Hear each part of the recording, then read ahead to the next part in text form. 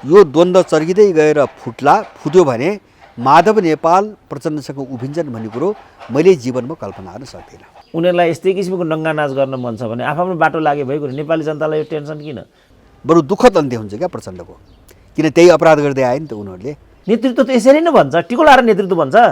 India र चीनको बिचमा सम्बन्ध नर्मल हुने कुरा छ नि, यो चाहिँ असम्भव कल्पनै गर्न नसकिने कुरा हो। कहिले पनि हुँदैन, कहिल्यै पनि हुँदैन। यस पार्टीको नाम कम्युनिस्ट राख्नु नै बेकार भन्छु म, किनभने यो कम्युनिस्टसँग सम्बन्धित विषय नै यस्तो कम्युनिस्ट हुन्छ भने। लेखराज भट्ट मात्रै होइन, तपाईँको हरिबहादुर गजोलले केपीको पक्षमा गइसके, लेखराज भट्ट त्यही हो, टोपबहादुर त्यही हो, अब चाहिँ तपाईँको के अरे अब वर्षमान पहिरीदेखि हो भनेपछि त माओवादीको मान्छे त प्रचण्डसँग छँदै छैन। फेरि कम्युनिस्टको एउटा खराब आचरण के हुन्छ भने हरेकलाई सिआइडी देख्छौ, हरेकलाई दरबारिया देख्छ, गुप्तचरै गुप्त, हरेकलाई गुप्तचर, हरेकलाई भारतीय दलाल देख्छ। यस्तो कम्युनिजम भनेको, अब क्रान्ति भनेको, जनवाद भनेको, मजदुरका किसानका कुरा गर्ने भनेको सर्वनाश हो। सबै युवाहरू पनि मृत जस्तो, लाचार र अकर्मण्य जस्तो। त यो यिनीहरूको योजना रहेछ ताकि युवाहरूलाई ती सिद्ध्याइदिने। नेतृत्व त यसरी नै भन्छ, टिको लाएर नेतृत्व भन्छ। यो दलाल, यो गुप्तचर भोलि सरकार बनाउनु पर्यो भने यिनीसँग बनाउँदैन। पुष्पकमल दाहालको प्रयोजना अब छैन। त्यो अन्तर्राष्ट्रिय शक्ति जसले केपीलाई परिचालन गरिरहेछ त्यसैले माधव नेपाललाई पनि गरिरहेछ। यिनको दुर्दशा कस्तो हुन्छ भन्ने कुरो इन्डिया अहिले पनि कल्पना गर्न सकिरहेको छ। 1990 पछि सबै इन्डियाको सोरोडोलो किता सबै गइसकेको छ होइन। पहिलो त हुन त सोभियत सङ्घको स्कुलिङमा अलिकति बढी चाहिँ भएको हो, इन्डियाको सिङ्गो राज्य मेकानिजम, त्यसको प्रभाव पनि छ। तर चाहिँ अहिले चाहिँ तपाईँको जस्तो तपाईँको आरएसएस भन्नुहोस् र भन्नुहोस्, जस्तो यिनको चाहिँ लडाइँ आन्तरिक रूपमा आफ्नो स्वार्थको निम्ति उनको काटा मारामारको स्थिति छ, त्यो उनको त आन्तरिक झगडा भयो। जस्तो यहाँ प्रचण्ड, केपी र माधव नेपालको देख्छौँ नि, अथवा रामचन्द्र शेरबहादुरको देख्छौँ नि, यिनका त्यहाँ आन्तरिक कुराहरू छन्, आफ्ना लेनदेन खानपिनका कुराहरू छन्। तर चाहिँ सेन्टर एउटै हो। सेन्टर भनेको यिनीहरूको र आरएसएस अथवा पश्चिममा होइन, यसमा अन्तर हेर्नुहुन्न। मलाई कस्तो लाग्छ भन्छ भने जस्तो मैले भने नि, एउटा त पश्चिमाहरूले जहिले पनि चाहिँ आफू टाढा भएको कारणले, नेपालसँग चाहिँ सिमाना नजोडिएको कारणले इन्डियालाई प्रयोग गर्नुको विकल्प उनीसँग थिएन। र त्यसमा पनि अर्को कारण के थियो भन्छ भने इन्डियाको दबदबा नेपालमा, दबदबा एउटा झनै इन्डियाले चलाएको जस्तो स्थिति परिदेखि। त्यसले गर्दाखेरि इन्डियालाई हात नलिकन पनि यहाँभित्र खेल्न सम्भव भएन। दोस्रो तेस्रो कारण के हो भन्छ भने इन्डिया चीनको सधैँभरिको प्रतिस्पर्धी होइन। सीमा विवाददेखि लिएर अब शक्ति राष्ट्र, एउटा सुपर पावर भन्ने महत्त्वाकांक्षासम्म सधैँभरिको प्रतिस्पर्धी। त्यस कारणले अब चीनसँग लडाउने एउटा चाहिँ सबैभन्दा उपयुक्त पात्र पनि इन्डिया। त्यो कारणले सधैँभरि उनले इन्डियालाई आफ्नो कब्जामा राखेर चलाए। तर यो पछिल्लो कालमा अहिले के भयो भन्छ भने उनको त दोहोरो रणनीति हुन्छ। जस्तो इन्डियनहरूलाई अलिकति कमजोर बनाइदिएर अब सिधै आफू कसरी मुभ गर्ने भन्नेमा आयो उनको रणनीति। पछिल्लो कालमा म त्यो देख्छु। त्यो कहाँ जस्तो दोक्लाममा भिडाउनु खोजे। सुन्नुहोस् है, जस्तो अब चीनसँग टक्कर लिए त इन्डियाले त कतै पनि सक्दैन। दोक्लाममा भिडाउनु खोजे, भाग्नु पर्यो होइन। त्यसले चाहिँ दक्षिण एसियामा उसको साख खस्क्यो। अब चाहिँ तपाईँको के अरे चाहिँ तपाईँको लद्दाखमा भिडाइदिए होइन। अब 20 जना सेना मरे, गर्न केही पनि सकेन। त्यसले उसको साख अरू गिरायो। अनि इन्डियालाई कहाँ पुर्यायो भन्छ भने अब अमेरिकनहरूको तोम शरणम अझ खुट्टामा पर्नुपर्ने हालत पुर्यायो। न त चीनले त सिद्ध्याउँछ भन्ने भयो अब होइन, ऊ त आतङ्कित हुन थाल्यो। अनि त्यो ठाउँमा पुर्याएर सुन्नुहोस् है, त्यो ठाउँमा पुर्याएपछि जस्तो नेपालभित्रको भू राजनीतिमा जो अन्तर्राष्ट्रिय खेल छ नि, त्यो खेलबाट इन्डिया आउट भयो। मैले त्यस्तो देख्छु। 5-7 महिना 1 वर्ष यता अन्तर्राष्ट्रिय चाहिँ ग्लोबल राजनीति जो नेपालभित्र छ, यो खेलबाट इन्डिया चाहिँ तपाईँको आउट भयो र फ्रन्टमा चाहिँ तपाईँको चीन र अमेरिका आए। जस्तो सामुन्यमा त अब चीन र अमेरिकन त सिधै आए। जस्तो एमसिसीबाट पसे उनीहरू होइन, सिधा भूमिका खेल्न खोजे है। अब यसको निम्ति केही ब्याकग्राउन्डहरू उनले बनाउँदै आएको थिए। त्यसपछि पनि बनाए। जस्तो होलीवाली सम्मेलन पनि त्यही हो। अब अमेरिकनहरूको पक्षमा सरकारले धेरै निर्णय गरिरहेछ, धेरै कुराहरू छन् त्यसमा जोड्या। तर अहिले के देखिन थाल्यो त भन्छ भने अब नेपालको भू राजनीतिमा इन्डिया बेगर बरु इन्डिया रक्षात्मक अवस्थामा गयो। जस्तो अमेरिकनहरूले मिलाइदिएपछि मिल्ने, जस्तो रणभानुको भ्रम त त्यस्तै देख्यो नि त अहिले। जस्तो अमेरिकनहरूले केपीलाई भनिदिएपछि होइन इन्डिया चाहिँ खेल्न अलिकति सक्ने, अब अमेरिकाले टाइट गरिदियो भने नसक्ने स्थिति आयो। आफै डाइरेक्ट केपीलाई भन्न सक्ने अवस्था छैन अहिले। होइन, छैन। यिनीहरू मैले भने नि कभरमा पश्चिमाहरूले चाहिँ इन्डियन, जस्तो केपी ओलीको पनि पहिलेको पोस्टर के भन्छ भने इन्डियन दलालै भन्ने चिन्दैन हो केपी ओली पनि सधैँभरि होइन। जस्तो बाबुराम तपाईँ हेर्नुहोस्, बाबुरामलाई सबैले सधैँभरि रगै मान्छे भने होइन, अहिले पनि त्यही भन्छन्, हो पनि त्यही। होइन जस्तो चाहिँ तपाईँको अब त्यो बाहेक चाहिँ तपाईँको जस्तो मधेसवादीहरूभित्र धेरै मान्छेहरू हेर्नुहोस् जस्तो नक्सामा आउँदाखेरि उनको चेहरा सबै देखियो इन्डियालाई चिढाएर नक्सा पारित गरे मधेसवादीले भनेपछि पश्चिमाहरूले कसरी मान्छे चाहिँ तपाईँको इन्डियन कभरमा खेलाइरहेको थियो भन्ने कुरो यहाँबाट देखिन्छ अन्ततः रिमोट पश्चिमाको हातमै हो और एकदम मूल सेन्टर चाहिँ तपाईँको अमेरिका र युरोप अब त्यसमा पनि मेनली अमेरिकनहरू र उनीहरूले छाता चाहिँ ओढाउने चाहिँ इन्डियन अब त्यसले गर्दाखेरि चाहिँ जस्तो बाबुरामको पनि त जिन्दगीभरि रहेको छायामा हुर्काए पसेसिन दियो सारा चिज गर्यो उनको पनि हो होइन तर उनको मूल नाभि चाहिँ तपाईँको अमेरिका हो बाबुरामको मूल नाभि अमेरिका हो त्यस कारण इन्डिया त छाता हो उनलाई हुर्काएको छाता हो सबैको निम्ति यसरी प्रयोग गरे र परिस्थिति अनुकूल चाहिँ अब हामी आफै चाहिँ अब चाहिँ स्वतन्त्रतापूर्वक चाहिँ आफ्नो भूमिका खेल्न सक्छौँ भन्ने भएपछि तपाईँको इन्डियालाई त्यो वातावरण बनाएर इन्डियालाई चिनसँग भिडाइदिए र इन्डियालाई पछाडि धकेलिदिए होइन एउटा रणनीति धकेलिदिएपछि उनीहरू भूमिकाविहीन हुँदै गए अब त्यो चिनको विरुद्धमा भूमिकाको ठाउँ कसले लियो चाहिँ अमेरिकनहरूले लिए जस्तो एमसिसी आयो जस्तो अहिले रणभानीको भ्रमण नक्साका कुरा गर्दाखेरि इन्डिया त निरीह छ यो खेल अन्तर्गत चाहिँ यिनीहरूलाई अगाडि बढाइरहेछ अहिले र उनीहरूले चाहिँ उनको रणनीति कस्तो हुन्छ भने इन्डियालाई प्रयोग पनि गर्ने दुईटै कुरा हुन्छ प्रयोग पनि गर्ने र चाहिँ आफ्नो कन्ट्रोलमा राखेर आतङ्कित पारेर लगाम पनि लगाउने अब यो कुरा नि इन्डियाले बुझ्या छ अथवा विवश छ अथवा मैले भन्न खोजेँ जस्तो इन्डियाको लागि त नेपाल र चीन छिमेकी हुन् अमेरिका त धेरै परको विषय हो चीनसँग इन्डिया र चीनको किन सम्बन्ध सुमधुर हुन सक्दैन जुन सम्बन्ध सुमधुर भएपछि त नेपाललाई पनि अप्ठ्यारो हुन्थेन अमेरिकाले नै परबाट हस्तक्षेप गर्ने ल्याकत राख्थेन होला इन्डियनहरू किन उतैपट्टि वफादार भइरहेछ होइन मैले अघि नै भने एउटा त के हुन्छ भने इन्डिया स्वतन्त्र भएकै छैन जस्तो इन्डियाको जति पनि राज्यको मेकानिजम जति पनि छ नि मेसिनरी त्यो सबै पश्चिमाहरूले बनाएको पहिलेकै मेसिनरी हो मैले तपाईँको भने नि जसले झन्डै बदल्न सकेन राष्ट्रिय गानै बदल्न सकेन जसको देशमा अहिले पनि उनको आफ्नो भाषा चाहिँ वैधानिक छैन र अब जसका चाहिँ मुद्दा मामिलाको अन्तिम किनारा चाहिँ बेलायतमै लगाउनुपर्छ अहिले पनि भनेपछि अब झनै त्यो सत्ता त सबै पश्चिमाहरूले चलाएको सत्ता हो त्यो दलदलबाट इन्डिया निस्कन निस्किया छैन सक्छ कि सक्दैन होइन मैले सम्भव देख्दैन एउटा ठुलो विद्रोह बेगर मैले सम्भव देख्दैन इन्डिया त कस्तो देश हो भन्छ भने इन्डिया त कस्तो देश हुन्छ भने तपाईँ चाहिँ ब्रिटिसहरूले लेखिदिएको घोषणापत्र जो स्वतन्त्रताको घोषणापत्र छ नि त्यो पढ्नुहोस् त्यहाँ एउटा शब्द छ उनीहरूले पाकिस्तान र इन्डियालाई पाकिस्तान त धेरै बाहिर आयो तर अब कागजी रूपमा पाकिस्तानको हालत पनि त्यही हो इन्डियालाई इन्डिपेन्डेन्ट कोलोनी लेखेको छ उनीहरूले उपनिवेशै लेखेको छ तर स्वतन्त्र उपनिवेश माने सरकारीलाई चलाउन दिने तर हाम्रो उपनिवेश भनेर घोषणापत्रमा त्यो लेखेर उनले सरकार हस्तान्तरण गरे त्यो घोषणापत्र पनि संशोधन भएको छैन अहिलेसम्म यिनीहरूले अहिलेसम्म हामी चाहिँ कोलोनी हो भनिरहेको छ ब्रिटिसहरूको कोलोनी हो भनेर अहिले पनि मानिरहेको छ यिनीहरू भनेपछि अब इन्डिया यिनको चाहिँ तपाईँको नियन्त्रणभन्दा बाहिर गएर काम गर्न सक्ने अवस्था छैन त्यसमा पनि चाहिँ 1990 पछि कसो हुन्छ भने टोटल जनशक्ति चाहिँ उनीहरूले उत्पादन गर्छ जस्तो अहिले पनि इन्डियाबाट मैले एउटा चाहिँ हेरेको थिएँ कुनै रिसर्च हेरेको थिएँ अमेरिकाले 10,000 इन्डियनहरू इन्डियाभरिबाट सिलेक्ट गरेर एकदम राम्रा केटाहरू छानिकन उनलाई छात्रवृत्तिमा लगेर पढाउँछ र आएर चाहिँ इन्डियाको थिङ्क ट्याङ्क बन्ने त्यही समूह हो जम्मै उनीहरूले ब्रिटिसले त्यस्तै पढाउँछ छात्रवृत्तिमा होइन पुरै आफ्नो चाहिँ तपाईँको स्कुलिङमा हुर्काएर इन्डिया पठाउँछन् र पोलिसी बनाउने इन्डियाको सबै चाहिँ रणनीति बनाउने त्यही तब्का हुन्छ अब यो हालतबाट इन्डिया गुज्रिरहेछ त्यस कारणले मलाई के लाग्दैन हुन्छ भने त्यसमा चाहिँ अब उनको एउटा त यो समस्या अर्को इन्डियाको महत्त्वाकांक्षा उनले कहाँ प्रयोग गरे भन्छ भने जस्तो सिमाना जोडेको चीन ठुलो देश छ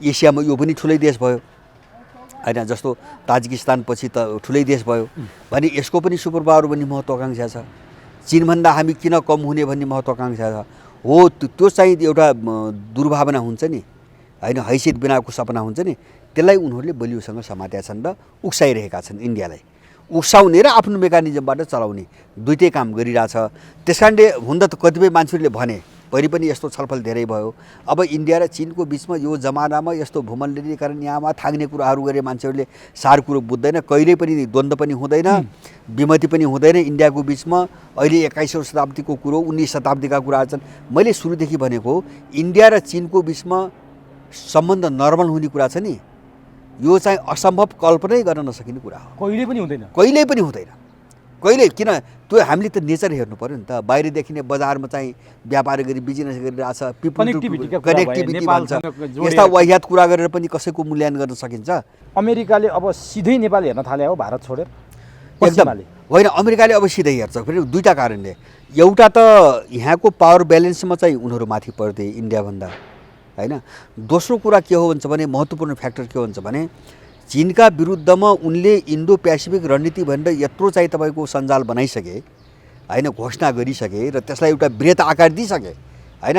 अफ्रिका, अब तपाईँको यो पूर्वी अफ्रिकाको जो पूर्वी भाग छ नि, त्यो अफ्रिकादेखि लिएर ओसेनियासम्मको अब यो सबै एसियाली देशहरू समेट्ने अरब सागरसम्म भनौँस् न, इन्डो पेसिफिक भनेपछि अरब सागरका वरिपरिका देशहरू, अफ्रिकाको चाहिँ तपाईँको पूर्वी भाग, अब ओसेनिया अस्ट्रेलिया लगायतको त्यो चाहिँ तपाईँको द्वीप समूह र एसिया, दक्षिण एसिया, पूर्वी एसिया, दक्षिण पूर्वी एसिया सबै, यत्रो विशाल एरियालाई एउटा मूर्त रूप दिएर इन्डो पेसिफिक भनेर गइसकेपछि अनि चाहिँ अब अमेरिकन चाहिँ तपाईँको इन्डिया माध्यमबाट खेलिरहेको छ र। त्यो कुरा इन्डियाले बुझ्नु पर्दैन फेरि? बुझिहाल्छन्, अब मलाई आइसोलेट गर्यो नेपाललाई हेर्ने कन्टेस्टमा, मलाई अमेरिकाले आइसोलेट गर्यो भने बुझेर अमेरिकाबाट आउट हुन सक्दैन? होइन, आउट हुन सक्दैन, होइन, बुझेका छन्, आउट हुन उनीहरू सक्दैन। मैले भने नि, उनीहरू यसरी गाँजेका छन् कि त्यहाँ ठुलो विद्रोह नभइकन। भनेपछि भारतको मुख्य कमजोरी पश्चिमालाई थाहा छ? थाहा छ, होइन, उनकै कब्जामा छन्, त्यो त थाहा छ नि त। त्यही कारण न्याकिरा हो भारत। इन्डियाले चाहेर पनि सक्दैन, जस्तो नेपालमा त्यही समस्या हो नि त। जस्तो मैले बारम्बार भन्छु नि, अब केपीको सरकार ढलेर देउबा आएर, अथवा मानिलिनुहोस् केपी देउबा चाहिँ तपाईँको ढलेर कोही पनि आएनन्, अनि बाहिरबाट चाहिँ अर्को मान्छे गएर नेपालमा परिवर्तन हुँदैन, होइन। यसको त जग छ, होइन। जस्तो सुगौली सन्धिपछि राज्यलाई चलाउने एउटा फिलोसोफी छ, उनले दिएको फिलोसोफी, विदेशीले दिएको फिलोसोफी, र त्यसको मातहतमा त्योबाट चल्ने आइडियोलोजी छ, विचार छ, मूल्य मान्यता छन्, राज्यको स्ट्रक्चर छ, संरचना त्यही ढङ्गले बनाछन्, होइन। अब सञ्जाल छन्, मेकानिजमहरू छन्, अनि सिस्टमहरू त्यही ढङ्गले डेभलप गरिएका छन्, आर्थिक राजनीतिक सिस्टमहरू। अनि यो सबै चिजलाई नउल्टाइकन तपाईँ देश कसरी बनाउँछ? के छ तपाईँको हातसँग देश बनाउने? त्यो सम्भव होइन। जस्तो मैले सुन्छु नि त, एउटा चाहिँ बडो हास्यास्पद 30 लाग्दो पात्र एउटा घनश्याम भुसाली छन्, कृषि मन्त्री। हिजो सडकमा अब दलाल पुँजीवाद, यसबाट देश कामै लाग्दैन, डुब्यो, सिद्धो गरे, होइन। अहिले बडो निरीह भएर त्यो जागिर चाहिँ छोड्नु नपरोस् भन्ने चाहिँ मनसायमा के भन्छन्, केही पनि गर्न सकेन मैले। हिजो झन् अर्को हास्यास्पद गरे, भगवान् विष्णु, भगवान् महेश्वर स्वयं आए पनि मल ल्याउन सक्ने अवस्था छैन नेपालमा छैन। हो, माने सत्ता त घनश्यामको त होइन, त्यो त देख्यो। हो, मैले भने नि, हो, त्यो सञ्जाललाई तोड्ने कसरी? मेरो बारम्बारको कुरो यही हो। यो अरू सडकमा कराउने यो चाहिँ नकली मान्छेहरू भन्दा मेरो पात्र परिवर्तनले हुने भए त शासनदेखि हुँदै आएको छ नि, कतिपल्ट गर्ने, होइन। 7 सालमा भयो, पञ्चायत भयो, बहुदल भयो, अनि चाहिँ तपाईँको अब 62-63 पछि भयो, अब फेरि होला, गर्ने के त, होइन। जब तपाईँ इँटाको साँचो हुन्छ नि त, एउटा आकारमा ढालिसकेको साँचोमा माटो कोचेपछि त त्यो आकार जे हुन्छ त्यही इँटा निस्किने हो, अर्को आकार त होइन। चौखुटो चाहिँ आकारबाट गोलो इँटा त निस्कन्न, अथवा चाहिँ त्रिभुजाकार इँटा त निस्कन्न। भनेपछि समस्या कहाँ हो, त्यहाँ जानु पऱ्यो क्या। त्यस कारणले इन्डियामा पनि एउटा ठुलो जनविद्रोहको विकल्प छैन। इन्डिया अब चाहिँ राम्रो दिशामा जाने हो भने नेपालको समस्या पनि त्यही हो, मात्रामा तलमाथि छ। यहाँ व्यक्तिले चाहेर मात्रै हुँदैन, चाहना के हुनु पर्यो भन्छ भने, म सत्तामा गएर गर्छु भने कुण्ठा होइन, यो जो संरचना परिवेश छ नि, यो सबै मैले उल्टाएर चाहिँ च्याचुत पारेर देश निर्माण गर्छु भन्ने उथल पुथल गर्ने हिसाबले जाने हो भनेपछि देश बन्छ, अर्को बाटोबाट सम्भव छैन। यहाँका केही मिडियाहरू, यहाँका चाहिँ तपाईँको केही मान्छेहरू जानी बुझिकन अहिलेको प्रधान सेनापतिले बदनाम गर्ने एउटा खेलमा पहिलेदेखि लागिरहेछन् है। यो बाटो हामीले ख्याल गर्नुपर्छ। मैले भने नि, सेना गतिलो छैन नेपालको, देशको निम्ति यसले काम गर्दैन, तर त्यहाँ केही व्यक्तिहरू राम्रा छन्, होइन, राम्रा छन्, पहिले पनि थिए, र त्यो तुलनात्मक रूपमा अब अहिले योभन्दा अगाडिका मान्छेहरू हेर्दा, होइन, धेरै राम्रो व्यक्ति अहिलेको प्रधान सेनापति पनि हुन् भन्ने लाग्छ मलाई। किन उनले आन्तरिक रूपमा पनि सेनालाई राम्रो बनाउने जे भूमिका खेलेका छन्, त्यो हिसाबले पनि होला। अब यो सेनापतिलाई बदनाम गर्नको निम्ति केही मान्छेहरू योजनाबद्ध, जस्तो मिडियाका केही मान्छेहरू लागिरहेछन्। अन्तर्विरोध उनीहरूको त्यो हुनसक्छ, होइन। जस्तो पटक उठ्छ नि त, तपाईँको केही काम पाएनन् भने सेनाको लोकतान्त्रिकरण भन्छन्। सेना लोकतान्त्रिकरण गर्ने संस्था हो। सेनालाई पेसागत रूपमा बलियो र एउटा इमान्दार देशको निम्ति काम गर्ने भने लोकतान्त्रिकरण भने त त्यहाँ भागभण्डा गर्ने भने, होइन। जस्तो अन्त गरे नि, जस्तो चाहिँ न्यायालय गरे, अब संवैधानिक निकायहरू गरे, राज्य गरे, सबैतिर गरे। 6 नम्बर प्रदेशमा देख्नुभयो यिनको हालत, होइन। त्यस्तै चाहिँ तब भागभण्डा लगाएर सबैतिर लुचिकन खानी भन्ने हो यिनको लोकतान्त्रिकरण भनेको। त्यो चाहिँ सेनाले विरोध गरिरहेछ, त्यो राम्रै कुरो गरिरहेछ पहिलेदेखि राम्रै, नत्र यिनको सिकारै ठ्याक्कै हुनबाट जोगिएको टुक्रिनबाट जोगिएको त सेना मात्रै त अहिले के बानी छ, त्यसमा पनि प्रयास जारी छ होइन। अब त्यसैमा यिनी लागिराख्या हो। यिनका यस्ता अन्तर्विरोध छन्, ईश्वर पोखरेल र सेनाको अन्तर्विरोध, त्यस्ता कुरामा हुनसक्छ, तर यिनलाई चाहिँ अलिकति हटाउनु। मुख्य कुरो भारतलाई खुसी पार्न एकदम खुसी पार्न। अमेरिकनले भने अनि अब उनीहरूले ओलीको राष्ट्रवाद फेरि पोखिएन, हिजो नक्साको राष्ट्रवाद। त्यही बेला कस्तो संयोग पर्यो भने नक्सा छापिएको पुस्तक वितरणमा रोक लाउनु र नक्सा छाप्दाखेरि सबैभन्दा उग्र विरोध गर्ने नरभानेलाई नेपाल निम्ति हुनु, यो केपी ओलीको सबै उदाङ्गो भएन? अब होइन, उदाङ्गो हो। र त्यो मात्रै रणभानेको जस्तो केपी ईश्वर पोखरेल हटाएको कुरो मात्रै होइन।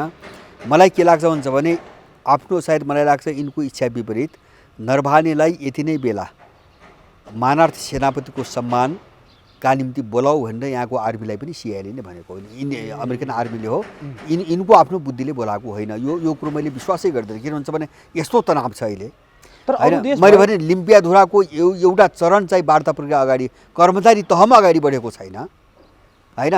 अनि यो बेला सेनाले बोलाउँछ, ल सो विवेकले बोलाउँछ भन्नुहोस् न, तर होइन त्यो इन्डियनहरूले भन्ने पनि बोलाउँदैन क्या, किन इन्डियन प्रभाव त होइन सेनामा फाटफुट भयो। तर मैले जान्न खोजेँ अरू देश भए त्यसरी हाम्रो देशको विरुद्ध बोल्ने आएर त नेपालकै सेनापति पूर्णचन्द्र थापा जस्तै उसले पनि मानार्थ सेनापति पाउने न हो। यहाँ हाम्रै देशको विरुद्धमा बोल्ने, हाम्रै नक्साको विरुद्धमा बोल्ने मान्छेलाई सेनापति बनाउनु, मानार्थ सेनापति बनाउनु हाम्रो लागि कस्तो कुरा हो? यो स्वाभिमानको कुरा हो। त्यो चाहिँ नेपालको हैसियत देखाएको हो। त्यो पश्चिमाहरूको जस्तो पश्चिमाहरूले इन्डियनलाई हात लिनु पऱ्यो, होइन अहिले। अनि त्यसपछि चाहिँ जस्तो यिनको हैसियत के छ, नेपालको हैसियत भन्दा पनि अब नेपाल शासन यिनले गरे हुनाले अब नेपालको हैसियत भन्नु पऱ्यो बाहिर हेर्दाखेरि। त हाम्रो नेपालका मान्छेहरूको हैसियत के हो त्यो पनि त उनले देखाए होइन। जस्तो नेपालको आर्मी के हो त्यो त देखाए, त्यो देखाउँछन् क्या उनीहरू बिचबिचमा। किन यिनी केही पनि होइनन्, यिनी हाम्रा हातका चाहिँ प्यादा हुन्, यिनी हाम्रा चाहिँ हातका कठपुतली हुन् भनेर उसलाई त देखाउनु पर्छ नि त। तपाईँ अनुमान गर्नुहोस् न, यो दलाल यो गुप्तचर भोलि सरकार बनाउनु पऱ्यो भने यिनीसँग बनाउँदैन? चुनाव लडेर त काङ्ग्रेससँगै बनाउँछ सरकार। हिजो चाहिँ यिनैको टिकट लिएर चाहिँ तपाईँको उ गरेको होइन। भोलि बाबुरामको सरकार बन्नु पऱ्यो भने कोसँग बस्छ के? यिनै 3 अरब खानेसँग होइन। अनि त्यस्ता चुत्था चाहिँ तपाईँको तलुवाहरूले अनि यो कुरो बोलेको सुहाउँछ, यिनका कुरा हुन्छ नि। यिनी उनीहरूले भन्ने यही हो, उनले नीतिका कुरा भन्ने हुन्, तर उनले त्यो खाएको रकम एक्सपोज गर्दैन। यो नक्सा जस्तै कुरा हो क्या यो। जस्तो नक्सा त पारित गरिदिए, हो हल्ला गरे, काम त गर्ने त होइन, जमिन ल्याउने प्रक्रियामा जाने त होइन। अनि यति खाए चाहिँ भनिदिने, ल लोकपाल ल्याऊ भनिदिने, लोकपाल आन्न भने थाहा छ। अनि लोकपाल भएपछि पपुलिस्ट भइयो नि त। अनि चाहिँ यसले यहाँबाट यति खाए यसले दियो भनेर त्यो बाबुराम त भन्दैन। किन त्यो प्रमाण बोकेर बसेको छु भनिरहेको छ। होइन, ल्यायो नि त, प्रमाण छ भने। होइन, बाबुरामले मुद्दा दर्ता गरे हुँदैन, म भन्छु क्या, बाबुरामले मुद्दा दर्ता गरे हुँदैन। अनि त्यो तर्साउने बाहिरबाट तर्साउने, त्यो त बार्गेनिङ हो। त्यो ऊ कसको निम्ति बार्गेनिङ गरेको छ हामी बुझ्दैनौँ। बाबुरामको नैतिकता हुन्थ्यो, ऊ भ्रष्टाचारको विरोधी हुन्थ्यो भने प्रमाण भएको मान्छे गएर मुद्दा हाल्छ, सिधै बोलिदिन्थ्यो, देखाइदिन्थ्यो, सिधै देखाइन्छ, पत्रकार सम्मेलन गर्छ, मुद्दा हाल्छ। त्यो बाबुराम गर्छ गर्दैन? किन भन्छ भने भोलि काम गराउने यिनैसँग हो उनीहरूले। यो भनेपछि ब्ल्याकमेलिङ ब्ल्याकमेलिङ हो नि। यिनी अपराधीहरूको के हुन्छ अरू? ब्ल्याकमेलिङ हो। यो त गन्दा खेल्नु हो, गन्दा मान्छेले गन्दै खेल खेल्छ। त्यस कारणले गरेका छन् सबैले। अब कोसँग खाएका छन् त्यो छोडिदिउँ, त्यो प्रश्न होइन। बाबुराम पनि त्यही ग्याङको हो, भोलि बस्ने यिनैसँग हो, खाने यिनैसँग हो, मिल्ने यिनैसँग हो, सरकार चलाउने यिनैसँग हो, विदेशीले गराउने यिनैसँग हो। मैले भने नि त्यो त के हुन्छ भने केपीलाई चाहिँ कहाँ कतिखेर नचाउने हामीले देखिरहेछौँ, यस्ता मान्छेलाई कहाँ नचाउने, होइन। अब त्यही रणभानेलाई कहाँ नचाउने, अब यो सायद घरले काम गरिरहेछ नि। त्यस कारणले यिनी घृणित मान्छेहरूको चाहिँ तपाईँको बोली हेरिकन चाहिँ हामी लाग्नु हुँदैन। यिनका पछाडि यिनले जुन बेला जे बोल्छन् नि, अब त्यो चाहिँ सुनिकन हामीले गर्ने विश्लेषण के हुन्छ भने अब यिनका मालिकहरूको चाहिँ कुरो कतातिर घुमेछ भने हामीले हिसाब किताब त्यहाँ गर्ने हो, होइन। यिनी बोले त्यस कारणले यिनको मनको कुरो के हो भन्नेतिर गइयो भने बिल्कुल बेकुब भइन्छ। एउटा के हो भन्छ भने बाँच्दासम्म चाहिँ जातीय मुद्दा उठाइराख्ने, साम्प्रदायिक कुरा गरिराख्ने, त्यो गरिदिराखेपछि उसले ठ्याक्कै फाइनलै गर्दिन्न, होइन। कहिले यो मुद्दा उठाइरहेछ, कहिले चाहिँ प्रयोग गर्नुपर्छ कि भनेर घिटी ज्यान चाहिँ राखिदिन्छ कि भन्ने त छ नि त आशा। त्यस कारणले तिनी चाहिँ देश विरोधी केही मुद्दाहरू मुखबाट उचाल्ने चाहिँ बाहेक पुष्पकमल दाहालको प्रयोजन अब छैन। किन त्यो जस्तो अहिले त्यो पार्टीभित्र हेर्नुहोस् न, प्रचण्डसँग फुट्ने भने कोही पनि छैन।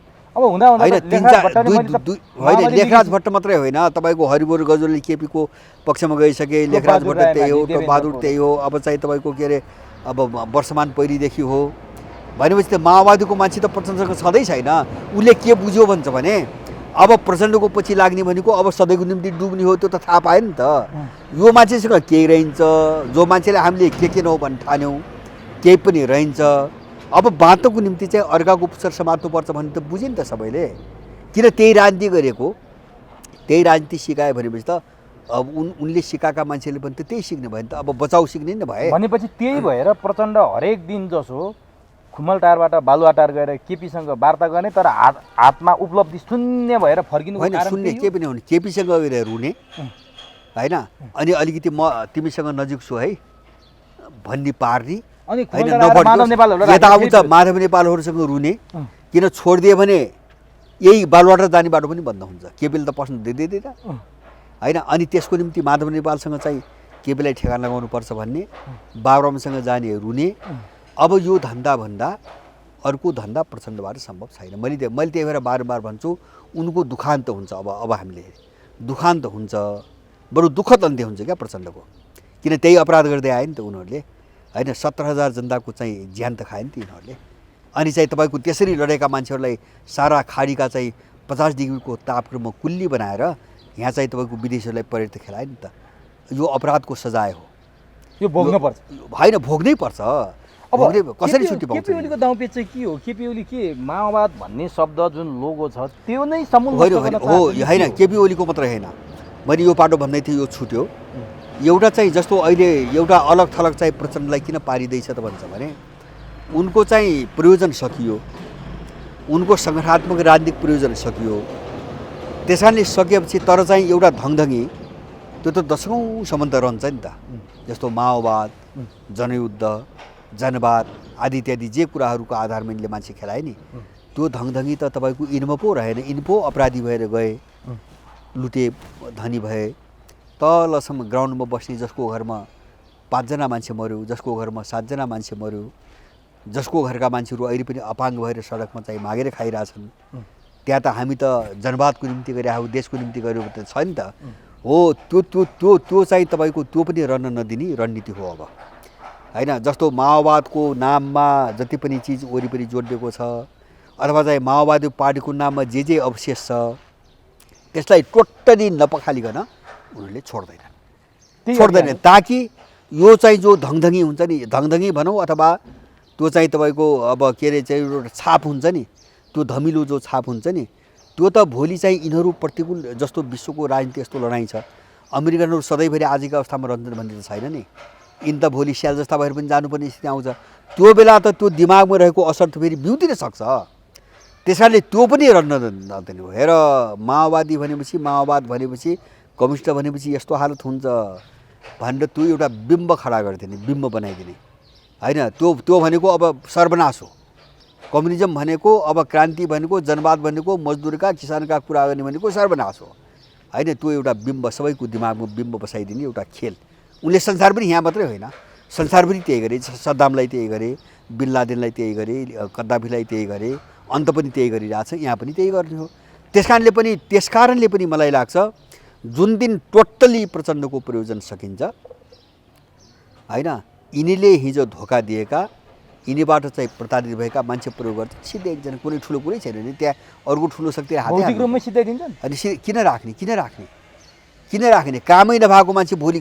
अमर लामालाई मारे देख्नु भएन 63 सालपछि माहौल बदल्यो अब अमर लामा ट्र्याकमा रन्न त भोलि कसको सत्ता आउँछ कहाँ जान्छ भन्न त सकिन्न नि माओवादी प्रयोग गरे सिधाइदिए त्यति भएपछि हाई सन्चो अब प्रमाणै मेट्यो सधैँको निम्ति प्रमाण मेट्यो तारढुङ्गाको प्रमाण त मेट्यो नि उनले त्यो खेल्दै आएको छ नि सधैँभरि थाहा छ भनेपछि यिनी कुन ड्याङका मुला हुन् त त्यही पात्र त हुन्छ अब केपी ओलीले त्यो दिशातर्फ प्रचण्डलाई धकेल्दैछन् प्रयोग भए अब तपाईँले त्यो तरिकाले सङ्केत गरिरहनु भएको हो केपीले धकेल्ने हो त्यही दिशातिर धकेल्ने अब नेकपामा तत्काल बाहिरबाट हेर्दा सामान्य रूपले हेर्दा दुईटा ध्रुव जस्तो देखिन्छ प्रचण्ड र केपी ओलीको माधव नेपालको भूमिका चाहिँ के हो कहिलेकाहीँ प्रचण्डलाई साथ दिए जस्तो देखिन्छ पार्टी फुटाइहाल्छन् कि जस्तो पनि देखिन्छ पछि फेरि वात्तै परिवर्तन भएर केपीतिर प्रचण्ड मिलेर माधव नेपाललाई धोका दिए जस्तो पनि देखिन्छ बालुवाटारमा घन्टौँ केपी र प्रचण्ड छलफल गर्छन् माधव नेपालको त्यहाँ कुनै उपस्थिति हुँदैन, फेरि माधव नेपाल एउटा शक्ति पनि भनिन्छ। अन्तिममा माधव नेपाल को हुन्, केपीतिर प्रचण्डतिर के हो यिनको जस्तो भूमिका? सुन्नुहोस्, माधव नेपालको दुईवटा कारण छ। एउटा उनको भूमिका बनिबनाउँछ, उनको एउटा भूमिका बनिबनाउ मैले भनेँ त्यो अन्तर्राष्ट्रिय शक्ति जसले केपीलाई परिचालन गरिरहेछ त्यसैले माधव नेपाललाई पनि गरिरहेछ। तर केपी छाडा हुन नपाओस् भन्ने कुरामा त त्यो त सजग छ नि। त्यो विदेशीले आफूले खेला मान्छे पनि त साँडे त हुन दिन्न नि। उसले साँडे हुने बित्तिकै त ऊ सद्दामलाई गरायो, बिन लादेन गरायो, मैले भनिसकेँ नि। त्यस कारणले केपीलाई साँडे बन्न नदिनुको निम्ति त्यो चेक गर्ने ब्यालेन्समा राख्ने एउटा तरिका पनि हो होइन। दोस्रो चिज के हो भन्छ भने केपी ओलीसँग माधव नेपालको आफ्नो बार्गेनिङ पनि हो होइन। जस्तो प्रचण्डलाई प्रयोग गरेर सँगै उभिदिसकेपछि केपी त तर्सिन्छ नि त, किन फोर्स अब सबै मिले भन्ने भयो। अब यिनी चाहिँ तपाईँको राजनीतिक खेल, यिनका अपराधका खेलहरू आफ्नो आफ्नो छ। त्यहाँभित्र विदेशी खेल पनि छ। केपीलाई चाहिँ छाडा साँढे बन्न नदिने होइन, कन्ट्रोलमा राखिराख्ने एउटा त्यो तरिका पनि हो। एउटा चाहिँ केपी ओलीसँग उनको आफ्नो बार्गेनिङ पनि हो सबै कारणले। तर मैले कहिले पनि दिमागमा के सोच्न सक्दैन भन्छ भने यो द्वन्द्व चर्किँदै गएर फुट्यो भने माधव नेपाल प्रचण्डसँग उभिन्छन् भन्ने कुरो मैले जीवनमा कल्पना गर्न सक्दिनँ। ए माधवले यदि कथम कदाचित नेकपा फुटिहाल्यो भने माधव नेपालले प्रचण्डलाई साथ दिने होला छैन? असम्भव। अहिले त त्यस्तै देखिन्छ त, साथ दिन्छ। त्यो त देखाउनु पर्यो नि त, नत्र कसरी हुन्छ त्यो खेल, कसरी जान्छ त? त्यो बाहिर त्यो नदेखाइकन त्यो खेल कसरी जान्छ? जस्तो तपाईँले अहिले देख्नु भएन होइन, त्यहाँ 6 नम्बर अविश्वास प्रस्ताव के माधव नेपालसँग सल्लाह नगरिकन आएको छ। अहिले त माधव कसैले नै अराजनीतिक मान्छेले भन्ने कुरा हो होइन। राजनीतिक मान्छेले यस्तो कल्पना गर्नुहुन्न क्या। जस्तो केपी ओलीहरूको मुभ छ। अब त्यो पनि नेतृत्व गर्ने कस्तो छ भन्छ भने माधव नेपालको पक्षको मान्छे छ। माधव नेपालको पक्षको मान्छेले चाहिँ पहल गरिरहेछ भनेपछि माधव नेपाललाई नसोधिकन उनको ग्याङले गरेन, केपीलाई नसोधिकन उनको ग्याङले त्यहाँ सहमति जनाएन भनेपछि त्यो त प्रचण्डलाई चाहिँ सिग्नल दिएको मात्रै हो। तर माधव नेपाल बिना प्रचण्डले पार्टी फुटाउने आँट गर्ला नि त? कसले? प्रचण्डले होइन, प्रचण्डले फुटाउने होइन नि, उनलाई त साइड लगाइदिने कुरा हो। प्रचण्डले पार्टी फुटाएर फुट्छ भने माधव नेपाल र केपी ओली फुट्दैनन्।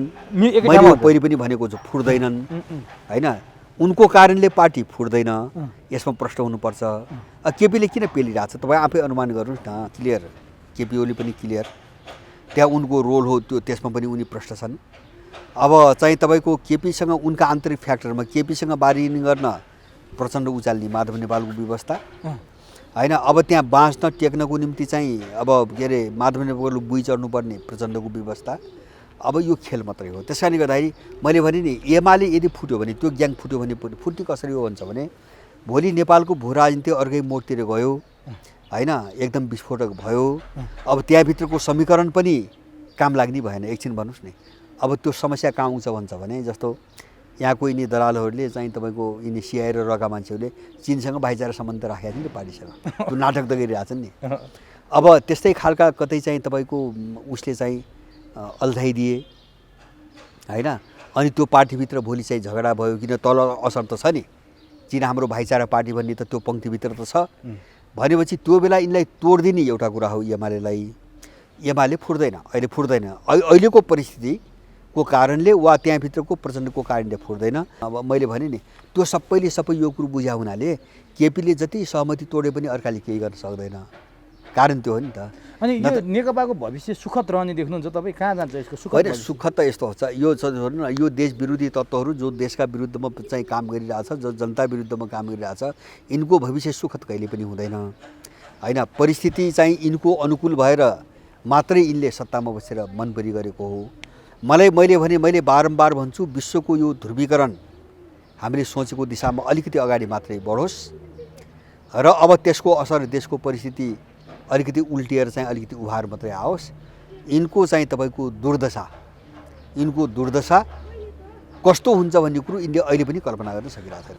अब केपी ओली पछि त्यस्तै न्यु खोज्यो भने केपी ओलीकै पालामा होइन, भएन भने केपी ओली त प्रधानमन्त्री लाइनमा होइन। अब उसले हो भने बुझ्यो उनीहरूले, किन उसले त्यही थियो भनेपछि अब यस्तो खेल खेलिरहेको छन् कहाँ लगेर कसलाई सिद्ध्याउने। जस्तो मैले भने नि प्रचण्डहरूलाई 10 वर्ष त चाहिँ ओहो संसारका प्रभाकरणभन्दा डरलाग्दा होइन, पेरुको चाहिँ तपाईँको गोन्जालोभन्दा भयङ्कर, इन्डियाको चारु मजमदारभन्दा पनि तपाईँको खतरनाक होइन ठुला कमान्डर युद्धका कमान्डरको रूपमा प्रस्तुत 10 वर्ष त गर्दैन नि त रहेछन् को रहेछन् जे त्यो ठाउँमा ल्याइदिए त ठाउँमा कहाँ ल्याइदिनुहुन्छ भने प्रचण्ड चाहिँ के अरे चाहिँ केपी ओलीको कार्यकर्ता रहेछ हैसियत त्यो पनि रहन्छ बाबुराम उपेन्द्र बाबुराम उपेन्द्रको त्योभन्दा मन्त्र ठाकुरको त्योभन्दा बढी औकात त रहन्छ त्यहाँ पनि रुनु परेको छ अहिले जुन पदीय दायित्व छ त्यो पनि औकात होइन भनी देखायो क्या त्यो उनी जो रुन्छन् नि मधेसवादीभित्र बाबुराम रुनी बरिताको निम्ति यता चाहिँ प्रचण्ड रुनी के हुन्छ भने त्यो वातावरण किन बनाइरहेछ भने तिमीहरूको औकात त यो पनि होइन यो अहिलेलाई मात्रै हो प्रचण्डले के बलमा के आशयले कुन सामर्थ्यले त्यो गरिराखेका छन् यसको चाहिँ सङ्केत एकदम गहिरो छ किनभने विगत लामो समयदेखि जुन किसिमको लाचारी प्रचण्डको देखिँदै आएको छ र जसरी केपी ओलीसँग यिनले आत्मसमर्पण गरेका छन् पार्टी एकताको नाममा जसरी यिनले जनयुद्धको मर्म धर्म लिलाम गरेका छन् त्यो सबै अकल्पनीय कुरा हो नि यति अकल्पनीय रूपमा एउटा पतनको बाटोमा प्रचण्ड किन आएका छन् यो हो नि त खालि आउने नआउने भन्ने कुरा त्यो एकदमै गौण हो किनभने एउटा पार्टीमा दुईटा अध्यक्ष हुँदै हुँदैन कम्युनिस्ट पार्टीमा एउटाले एउटा स्थानबाट अर्कोले अर्को स्थानबाट समानान्तर बैठक भेटघाट हुँदै हुँदैन त्यो केही पनि मिलिरहेको छैन नि किनभने यिनीहरूले यो गरेको धन्दा नै चाहिँ अमिल्दो छ अप्राकृतिक छ एउटा पार्टीमा दुईटा अध्यक्ष हुँदै हुँदैन त्यसमा पनि कम्युनिस्ट पार्टीमा त हुँदै हुँदैन त त्यस्तो बेलामा जुन यो किसिमको रतेउली यिनीहरूले देखाइराखेका छन् जस्तो अब महिलाहरूले पनि रतेउली खेल्नको लागि त छोराको बिहा नै पर्खिनु पर्छ जतिसुकै बेला त रतेउली देखाउन पाइँदैन नि आज मलाई रतेउली गर्न मन पर्यो अनि म नाचेँ भन्न पाइन्छ त पाइँदैन तर रतेउलीको दिनमा महिलाहरूले सबै हरकत देखाउँछन् भनेर सुन्छु मैले रतेउली त देखाएको छैन तर त्यहाँ महिलाहरूले मनमा लागेका सबै कुण्ठाहरू पोख्छन् अरे भनेर मैले सुनेको छु राजनीतिक पार्टी भनेको त रतेउली खेल्ने ठाउँ होइन नि तर यिनीहरूले जुन रतेउली देखाइराखेका छन् यो रतेउली चाहिँ रतेउली एक प्रकारको ठट्यौली पनि हो मनोरञ्जन गर्ने छोराको विवाहमा उत्सव मनाउने आमाहरूको दिदीबहिनीहरूको उत्कट आकाङ्क्षा पनि अभिव्यक्त हुने चाहिँ खेलको नाम नाचको नाम चाहिँ रतेउली हुन्छ अब कम्युनिस्ट पार्टीमा त्यस्तो रतेउली देखाउन पाइँदैन नि त्यसकारण यसमा केही रहस्य छ कुनै तेस्रो सामर्थ्यले प्रचण्डलाई ढाडस दिएको छ अनि कुनै पूर्ववर्ती पोजिसन अनुसार केपी ओली यो गरिराखेका छन् जुन चाहिँ अपारदर्शी छ रहस्यमय छ र हठात छ यसले कुनै परिणाम दिँदैन दिए पनि यो देश र जनताको पक्षमा चाहिँ जाँदैन मैले भनिराखेको कुरा यही थियो अब लगातार यो भइराखेको छ यो राम रमाइलो गरेर रतेउली खेलेर बसिराखेको छ अब त्यो कर्णालीमा चाहिँ यो हुनुपर्ने कुनै कारणै छैन यिनीहरूले स्थायित्व र स्थिरताको नाम दिएर भन्नुभयो 2/3 हासिल गरेका छन् तर यो 2/3 बनेको दिनदेखि उनीहरूको कुनै चिजमा चाहिँ झगडा केन्द्रित छ भने त्यो यस्तै विषयमा चाहिँ यिनीहरूलाई यो जनादेश पनि होइन मतादेश पनि होइन के आधारमा यिनीहरूले यो गरिरहेका छन् त त्यसकारण मैले यसलाई रतेउली भनेको रतेउली खेल्ने अधिकार उनीहरूलाई छैन उनीहरूलाई यस्तै किसिमको नङ्गा नाच गर्न मन छ भने आफ्नो बाटो लागे भएको नेपाली जनतालाई यो टेन्सन किन कार्यकर्तामा चाहिँ अब मन विभाजन छ अब तन विभाजनतिर विषय गइराखेको छ सङ्घीयता बदनाम भइरहेछ जे भए पनि चाहिँ सङ्घीयताको कारणले भन्छन् मान्छेहरू अब यो त नेताहरूको चाहिँ वैयक्तिक कुरा हो नि वैयक्तिक स्वार्थले पदको स्वार्थले आफ्नो निहितार्थले व्यवस्थालाई विचारलाई सिद्धान्तलाई बदनाम गर्न त पाइँदैन नि यिनीहरूले यो सब गरिरहेकोलाई समष्टिमा मैले रतेउली भनेको तर अघि मैले भने रतेउली त्यो दिन मात्रै दिदीबहिनीले खेल्छन् जुन दिन चाहिँ घरमा विवाह उत्सव हुन्छ र घरका सबै परिवार सदस्यहरू चाहिँ जन्तीको रूपमा बाहिर गएका हुन्छन् त यिनीहरूले त्यही देखेर यो रतेउली खेलेको हो कि अर्कै छ त यसमा त्यो चाहिँ रहस्यमा छ तर यो विषय चाहिँ हठात भएको छैन योजनाबद्ध छ र सङ्केतात्मक छ ख्यालठट्टा छैन यो विकल्प भए त यो कहिले पो विसर्जित हुन्थ्यो होइन हिजो विकल्पको रूपमा तेस्रो शक्ति राजा थियो त्यहाँ अब आज राजा नभएको हुनाले एकको विकल्प अर्को मात्रै हुन्छ यहाँ नेकपाको विकल्प काङ्ग्रेस मात्रै हुन्छ काङ्ग्रेसको विकल्प नेकपा मात्रै हुन्छ अब वैकल्पिक शक्तिको पट्टि नेपाली जनताको अहिले चाख देखिएको छैन भर्खरै उपनिर्वाचन त्यहाँ सम्पन्न भयो देऊ न एक धक्का भनेको थिएँ मैले दिएनन् अब त्यहाँ के भने आधी आधी चाहिँ मत विभाजन भयो आधी चाहिँ काङ्ग्रेसलाई गयो आधी चाहिँ नेकपालाई गयो त्यसपछि यिनीहरू के भन्छन् भने तिमीहरूको लुर भए आऊ न तिमीहरू मैदानमा, कर्णालीमा एउटा वार्ड अध्यक्ष जितेर देखाओ त भन्छन्। कुरा त्यही छ। अब अहिले चाहिँ राजा नभएपछि अर्को शक्ति भनेको चाहिँ कि सैनिक शक्तिको कुरा आउँछ। विकल्पहीनताले गर्दा यिनीहरूले यो रतौली खेल्न पाइराखेका हुन्। अब युवा तीभित्रको युवा पङ्क्ति, चाहे काङ्ग्रेसभित्र होस् चाहे नेकपाभित्र होस्, त्यो युवा पङ्क्तिले यसरी रतौली गरेर हामी लामो समय जान सक्दैनौँ। यसले गर्दा हाम्रो राजनीतिक भविष्य पनि चौपट हुन्छ, राष्ट्र पनि चाहिँ सङ्कटमा जान्छ, देशवासीहरूले पनि दुःख पाउँछन्। यो उपयुक्त हुँदैन भन्नुपर्नेमा यिनीहरू नै फेरि कोही योगेशको नाममा, कोही घनश्यामको नाममा, कोही गगन थापाको नाममा, कोही कसको नाममा तीभित्र चाहिँ रमाइ आएको एउटा पद पाए चुप लाग्ने, पद नपाए बौखलाउने, यो हामी देखिरहेका छौँ। त्यसपछि नै यो रतौली चाहिँ वञ्चित हुन पाइराखेको छ।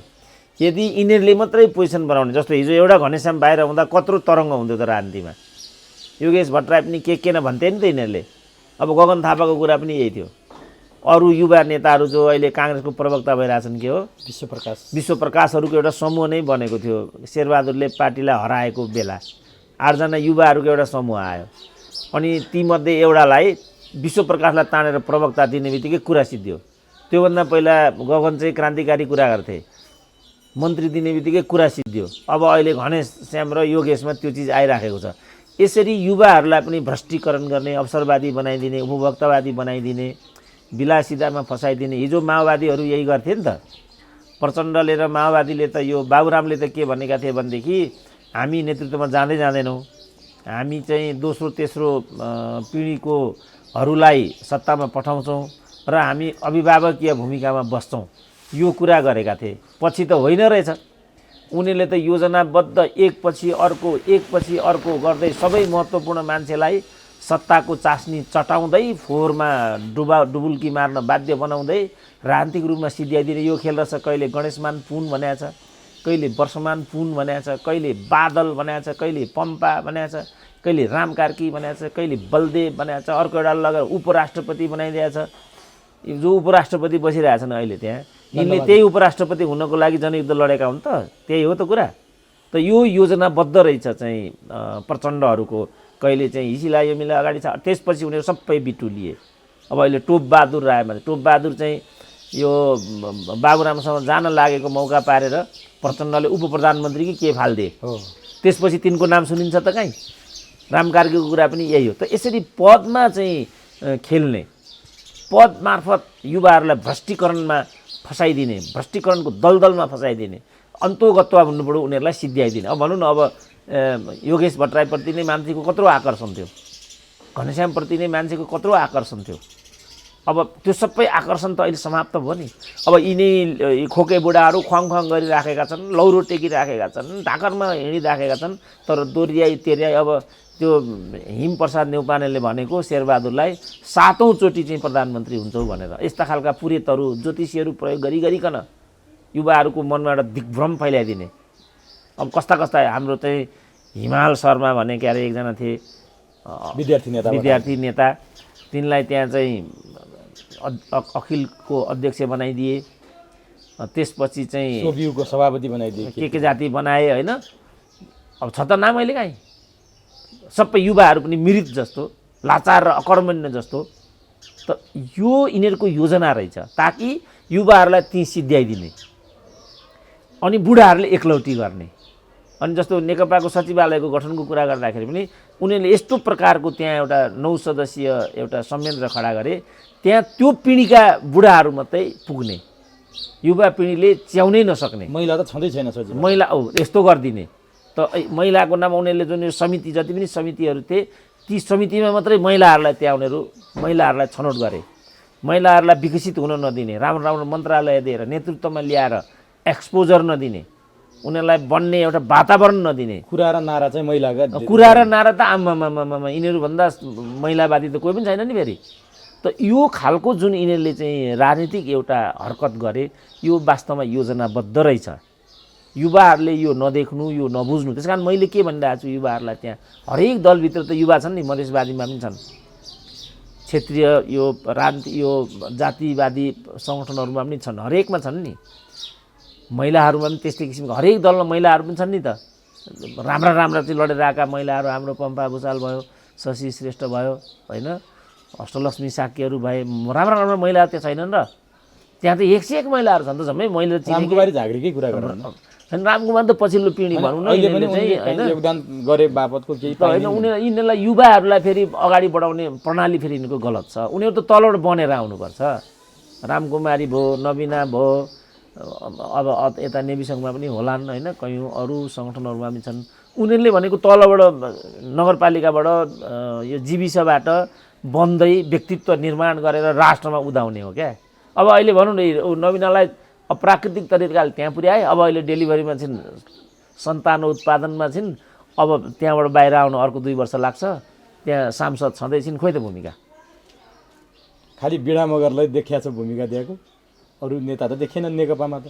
अब विनयको पनि त्यही कुरा भयो होइन। अब थाहा छ त बिनाको सबै कुरा भन्दा फेरि कुट्ना होला नि हामीलाई नै। त्यसपछि त्यहाँ लगेर चाहिँ टिकट जिताएर लिएर त्यसपछि के भयो, अनि कसरी बदनाम भइन्, कसरी मेलम्ची के जम्मै थाहा छैन र मान्छेलाई। यो त बिना उनीहरूलाई आफै एउटा महान नेता हुने चाहिँ एउटा आदर्शबाट चाहिँ उनीहरूलाई लैस गराउनुपर्छ, त्यहाँ शिक्षा दीक्षा दिनुपर्छ, इन्डक्ट्रिनेट गराउनुपर्छ, अनि दायित्वबोध गराउनुपर्छ, अनि उनीहरूलाई उनीहरूको व्यक्तित्वबाट एउटा सुगन्ध चाहिँ प्रज्वलित हुन थाल्छ, अनि त्यो प्रज्वलनबाट चाहिँ अरू प्रभावित हुनुपर्छ। नेतृत्व त यसरी नै भन्छ, टिको लाएर नेतृत्व भन्छ।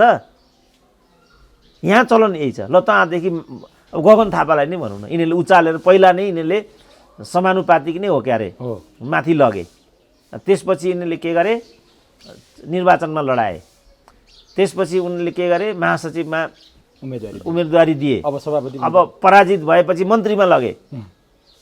पार्टीमा पराजित भए त मन्त्री हुन पाइन्छ, मोरल मिलेन नि त्यहाँ। अब गगन थापा सिधै अब कहिले बाख्राको कुरा गरेछ, कहिले भुइँसीको कुरा गरेछ, खोइ त गगन थापा अहिले त गगन थापा भने त एउटा सम्भावना भएको नेता हो नि त, सम्भावना भएको नेता। अब योगेशको कुरा यही हो, घनश्यामको कुरा यही हो, अरू जो अहिले यो लेखनाथ नेउपाने कि के भन्थे अखिलको, तिनलाई चाहिँ कसैको ज्वाइँ परेन कि क्या हो, टाउको उठाउनु दिएका छैनन्। अब हिमाल चाहिँ अब हाम्रो ठुलो कमरेडको ज्वाइँ परे, माथि लगिहाले। अब बिना त बुहारी नै भइन्, कुरै सिद्धिहाल्यो होइन। अब यो लेखनाथ चाहिँ बिहा गर्नमा गल्ती गरे जस्तो छ यिनले, यिनको बिहा गर्नमा गल्ती गरे कि अनि फुट्दाखेरि यदि बादलसँग गयो उता फेरि बादलसँग फर्केर आएको, बादलले हेर्नै छाडे जस्तो छ, माथिबाट पनि चाहिँदो रहेछ नि त। ओ यी बादलहरूको पनि यसमा समस्या छ, कति बेला यिनीहरू वर्षिन्छन्, कति बेला तर्सिन्छन्, त्यो पनि केही ठेगान हुँदैन। त यो विधिले सम्पूर्ण युवाहरूको पङ्क्ति बर्बाद भयो, मिसलिड भयो, अवसरवादी भयो, भ्रष्टीकरणको दिशातर्फ गयो, उपभोक्तावादको शिकार भयो। त यसले त समाजलाई घात गर्यो नि त। अनि अघि हामीले विसर्जनको कुरा गरेका थियौँ नि, यो युवाहरूमा पनि गएर जोडिन्छ होइन डाक्टर साहब, यो कम्युनिस्ट पार्टी के विसर्जनको सङ्घारमा पुग्या हो भन्ने तरिकाले हामीले छलफल गरेका थियौँ। अब त्यो कम्युनिस्ट पार्टीको कुरा गर्ने भने त त्यसलाई समग्रमा हेर्नुपर्ने हुन्छ, किनभने त्यो कम्युनिस्ट आन्दोलन नै हो कि होइन, त्यसले कम्युनिस्ट क्रान्तिको प्रतिबिम्बन गर्छ कि गर्दैन, त्यहाँ के नाममा मानिस आबद्ध भएका छन् र मालामाल भएका छन्, त्यो फेरि विशाल फाँट छ त्यो। त त्यसरी हेर्दाखेरि त यस पार्टीको नाम कम्युनिस्ट राख्नु नै बेकार भन्छु म, किनभने यो कम्युनिस्टसँग सम्बन्धित विषय नै यस्तो कम्युनिस्ट हुन्छ भने त्यो आदर्श बोलीचाली कम्युनिस्टको चाहिने स्कुलिङ त्यो कहीँ कतै देखिन्न भनेर धेरैले गुनासो गर्छन् क्या डाक्टर साहब। त्यो कहाँबाट सुरु भएको थियो यिनीहरूको त्यो विकृति नि? जस्तो सुरुमा त पुष्पलालले स्थापना गर्दा त कम्युनिस्ट पार्टी राम्रै थियो होला, सबै कुरा थियो होला, यो अहिले आएको विकृति चाहिँ कसरी कहाँबाट सुरु भयो? होइन, पुष्पलालले गठन गर्दा मात्रै होइन, हाम्रै पालामा त्यो थियो नि। म आफै साथी छु नि त। हामी पार्टीलाई कति सम्मान गर्थ्यौँ, हामीसँग कस्तो एउटा अनुशीलन थियो, हामीसँग कस्तो एउटा अदब थियो, म यहीँ जिउँदैछु नि। त्यसकारण तर हाम्रो जो माथिल्लो तहको नेतृत्व हो त्यो चाहिँ आज जे भइराखेको छ, मनभित्र त्यो योजना पालेर यहाँ आएको रहेछ के बाबु। त्यही कारण के भयो भने क्षति भयो, शहीदहरू भए, बलिदान भयो, त कहाँबाट बढी भयो त भन्दा आम मान्छेबाट बढी भयो। 17,000 मान्छे मरेका छन् नि त यहाँ। त्यहाँ बिरलै नेता मरेको छ र बिरलै नेताका परिवारजनहरू परेका छन्, किन यिनीहरू सुरक्षित, कोही बम्बे बस्थे, कोही गोवा बस्थे, कोही बनारस बस्थे, कोही सुरक्षित यहाँ पनि एकदम सुरक्षा घेरा बनाएर बस्थे। तर आम एउटै त्यो माओवादीका पालामा 2-3टा युवा कार्यकर्ताहरू यी मै कहाँ आएको थिए, मै कहाँ यहाँ आएका थिए सङ्कटकालमा जनयुद्धमा सङ्कटै कालमा हो। त्यही माओवादीकै कुरा गर्दैछु म। सिधै मैले चिनेका केटा परे सिधै यहाँ आएँ। अनि किन तिमीहरू यहाँ आइरहेको छौ त? यो त सुरक्षाको दृष्टिकोण राम्रो। फेरि कम्युनिस्टको एउटा खराब आचरण के हुन्छ भने हरेकलाई सिआइडी देख्छौ, हरेकलाई दरबारिया देख्छ, हरेकलाई गुप्तचर, हरेकलाई भारतीय दलाल देख्छ यस्तो। अनि उसले के गर्छ भने मान्यौँ कुनै वारदात भयो, सेना प्रहरीले त यो सबै कुरालाई त उसले त परैबाट नजर लगाइराखेको हुन्छ। अनि यिनीहरू आफ्नै प्रकारले आए, म आफ्नै प्रकारले बसिराखेको छु, पछि सेना आयो, वारदात भयो, त्यो जिम्मेवारी मलाई हुन्छ। अब यहाँ एउटा पत्रकार थियो सीताराम भने कि के भने कोटेश्वरमा त्यस्तै एउटा वारदात भएको थियो अरे। पछि चाहिँ झोसाझोस गर्न थाले तिनीहरू, उसलाई भेट्न आएको सेनाले पक्रिदियो। अब यस्तो हुन्छ, तिमीले यो काम किन गरेको भनेपछि उसले होइन डाक्टर साहब यति साह्रो पनि डराउने हो, पार्टी क्रान्तिमा छ, हामीले यसो हजुरलाई एकचोटि भेट्न आउँदाखेरि यसो आत्तिने हो भनेपछि हामीलाई पनि लज्जाबोध त हो त। उनीहरू त एउटा जनयुद्धमा होमिएका छन्। अनि उनीहरूसँग सम्बन्धित मान्छेहरू हामीसँग यसो चिया खान मात्रै आउँछन् भने पनि त्यसमा हामीले ततर्किनु त कायरतै हुन्छ भन्ने त हामीलाई पनि लाग्ने। तर अहिले परिणामले के देखायो भने यिनीहरूले जम्मै कुरा चाहिँ खेल गरेका थिए। यिनीहरूले जम्मै स्वार्थबाट बसीभूत भएर उनीबाट यो क्रान्तिको चाहिँ नाटक रचना गरेका थिए। यो पछिल्लो चरणको चाहिँ फेनोमेना भयो। अब पुष्पलालले त के थियो भने पुष्पलाल आफै काङ्ग्रेस थिए, राष्ट्रिय काङ्ग्रेसमा उनी महासचिव नै थिए, कार्यालय सचिव भने। कार्यालय सचिव पछि यिनी यहाँकाले भनेको यिनी लुवाङ्गेले थाहा छैन, त्यो महासचिव नै भएका। ठ्याक्कै दिल्ली रमण रेग्मी चाहिँ बिपी जेल परिसकेपछि दिल्ली रमण रेग्मी पार्टी अध्यक्ष भए, त्यो बेला महासचिव नै भएका। दिल्ली रमण रेग्मीलाई म आफै चिन्छु। फेरि दिल्ली रमण रेग्मीको पुस्तकालय थियो यहाँ लाजिमपाटमा, त्यहाँ म पढ्न जान्थेँ। त्यो बेला मैले दिल्ली रमण रेग्मीलाई चिनेको। दिल्ली रमण रेग्मी अत्यन्तै दम्भी र अहङ्कारी मान्छे थिए।